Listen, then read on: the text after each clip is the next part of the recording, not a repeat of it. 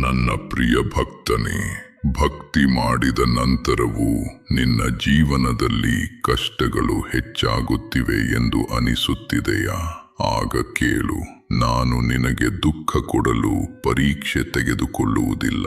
ನಿನ್ನನ್ನು ಬಲಶಾಲಿ ಮಾಡಲು ಪರೀಕ್ಷೆ ತೆಗೆದುಕೊಳ್ಳುತ್ತೇನೆ. ದಾರಿಗಳು ಮುಚ್ಚಿದಂತೆ ಕಾಣುವಾಗ, ಸ್ವಂತವರು ದೂರವಾಗುವಾಗ, ಮನಸ್ಸು ಮತ್ತೆ ಮತ್ತೆ ಮುರಿಯುವಾಗ, ಆ ಸಮಯದಲ್ಲಿ ನಾನು ನೋಡುತ್ತೇನೆ, ನನ್ನ ಭಕ್ತನು ಭಯಪಡುತ್ತಾನೆಯಾ ಅಥವಾ ನನ್ನ ಮೇಲೆ ನಂಬಿಕೆ ಇಡುತ್ತಾನೆಯಾ? ಯಾದಿರಲಿ, ಕಷ್ಟದ ಸಮಯದಲ್ಲಿಯೂ ಯಾರ ನಂಬಿಕೆ ಮುರಿಯುವುದಿಲ್ಲವೋ ಅವನಿಗಾಗಿ ನಾನು ಸ್ವತಃ ದಾರಿ ಮಾಡುತ್ತೇನೆ. ಆದ್ದರಿಂದ ಇಂದು ದುಃಖದಲ್ಲಿಯೂ ನನ್ನ ನಾಮವನ್ನು ಜಪಿಸು.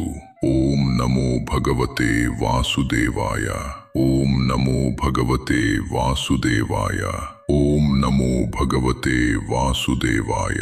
ನಾನು ನಿನ್ನ ಜೊತೆ ಇದ್ದೇನೆ, ನೀನು ಒಂಟಿಯಾಗಿಲ್ಲ.